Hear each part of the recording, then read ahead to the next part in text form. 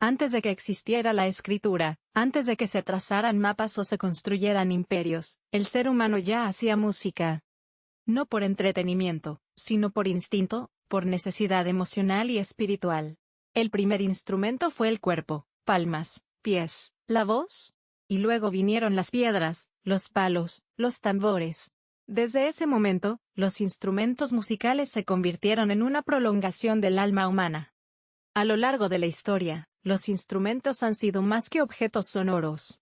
Han sido puentes entre generaciones, rituales de conexión con lo divino, herramientas de protesta, símbolos de identidad cultural y fuentes de consuelo emocional. Cada cultura, en cada rincón del mundo, ha creado su propio lenguaje musical con los materiales que tenía a su alcance: madera, piel, hueso, metal. Y en todos los casos, ha habido un mismo propósito: expresar lo que no se puede decir con palabras. La evolución de los instrumentos musicales es, en muchos sentidos, un reflejo paralelo de la evolución humana. A medida que aprendimos a construir, también aprendimos a afinar. A medida que descubrimos la física, nacieron las cuerdas tensadas, las columnas de aire, las escalas tonales. La música avanzó con la tecnología, pero nunca dejó de ser humana. En las antiguas tribus africanas, los tambores eran la voz de la tierra y el corazón de los pueblos. En Mesopotamia y Egipto, los instrumentos servían a los dioses. En Grecia, la lira acompañaba la poesía y en China, el guzheng narraba las estaciones. En cada caso, el sonido era sagrado.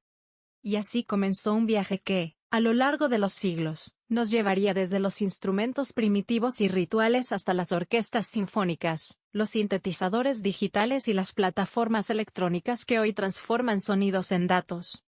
En este recorrido, descubriremos cómo la humanidad ha modelado la música, y cómo la música, a su vez, nos ha moldeado a nosotros. Los primeros instrumentos musicales no nacieron en conservatorios, sino en cuevas, desiertos y selvas. No se diseñaron con partituras en mente, sino con la intención de imitar la naturaleza, conectar con los dioses o comunicarse con el clan. Mucho antes de las grandes civilizaciones, el ser humano ya había descubierto que un hueso vacío podía emitir un silbido, que una piel tensa vibraba al golpearla, y que dos piedras podían marcar un ritmo. Los arqueólogos han encontrado flautas hechas de hueso de ave, y marfil de mamut con más de 40.000 años de antigüedad, en yacimientos de Alemania y Eslovenia. Estos instrumentos no solo muestran que los humanos prehistóricos hacían música, sino que ya buscaban entonaciones específicas, escalas, melodías. En África y Asia, los tambores de troncos ahuecados eran centrales en rituales de sanación, danza y guerra. No se tocaban por placer, se tocaban con intención. Cada golpe era mensaje. En el antiguo Egipto, la música era un pilar de la vida religiosa y cotidiana. Instrumentos como el sistrum, una especie de sonajero metálico, eran usados en los templos para invocar a las deidades. Los arcos musicales, los laúdes primitivos y las arpas de forma triangular fueron evolucionando junto con las necesidades espirituales y sociales del pueblo egipcio. En Mesopotamia, cuna de la civilización escrita, también floreció la música.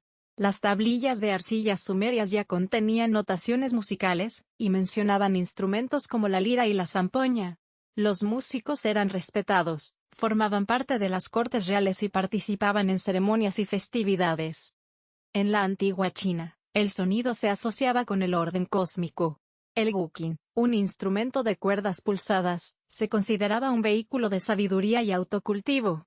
La música era parte de la filosofía, y se usaba para armonizar el alma con el universo. En América precolombina, culturas como la maya y la azteca utilizaban ocarinas, caracoles marinos y tambores para rendir culto, marcar el paso del tiempo o acompañar danzas ceremoniales. Estos primeros instrumentos eran más que objetos musicales, eran herramientas espirituales, sociales y políticas. A través del sonido, se organizaban los días, se rendía tributo, se enseñaban mitos y se creaban identidades. Eran el primer paso hacia la compleja evolución musical que vendría después. Con el florecimiento de las grandes civilizaciones, la música comenzó a alejarse del plano puramente ritual para convertirse también en un arte organizado, reflexionado y teorizado. En la antigua Grecia, Por ejemplo, los instrumentos musicales ya no eran solo objetos sonoros, eran también sujetos de estudio filosófico. Para pensadores como Pitágoras y Aristóteles, la música estaba íntimamente ligada al orden del universo, a la proporción matemática y al equilibrio del alma. Los griegos usaban instrumentos como la lira, el aulos, una especie de oboe doble, y el quitara, que acompañaban recitaciones poéticas y tragedias teatrales. Estos no eran meros acompañamientos, la música era parte integral del relato, del drama, del etos. A través del sonido, se moldeaba la emoción del público y se elevaban los valores cívicos. En la educación griega, aprender música era tan importante como aprender matemáticas o filosofía. El Imperio Romano heredó gran parte de la cultura musical griega, aunque la utilizó más como elemento de espectáculo y entretenimiento. En sus celebraciones, banquetes y combates, se empleaban trompetas, cornos, cítaras y tambores. Pero fue con la caída del imperio, y la llegada de la Edad Media que la música tomó un giro decisivo. En esta nueva era, la música pasó a estar fuertemente ligada a la Iglesia. La espiritualidad cristiana hizo de la música un canal para elevar el alma. Surgió el canto gregoriano, una forma vocal monódica que dominó durante siglos y que aún hoy resuena en monasterios. Aunque en esta etapa la voz fue el principal vehículo musical, los instrumentos también jugaron un rol relevante. Instrumentos como la vihuela, el órgano, la zanfoña, el laúd o la salterio comenzaron a refinarse. La construcción instrumental se volvió más detallada, y los músicos, en su mayoría formados en entornos religiosos, empezaron a escribir las primeras notaciones musicales que nos permiten hoy reconstruir aquellas sonoridades. Pero no todo se reducía al clero. En las plazas y los castillos, los juglares y trovadores recorrían pueblos con sus instrumentos portátiles, gaitas, flautas, tambores, arpas pequeñas, contando historias, cantando hazañas y llevando música a quienes no podían acceder a los templos. Durante la Edad Media, se sentaron las bases para lo que luego sería la música occidental como la conocemos. Se empezaron a distinguir los instrumentos por familias, cuerda, viento, percusión. Se establecieron afinaciones más precisas, y la música comenzó a salir del misterio para volverse cada vez más estructurada. Con la llegada del Renacimiento, la música salió de los claustros, y se integró con fuerza en la vida cortesana, cívica y artística.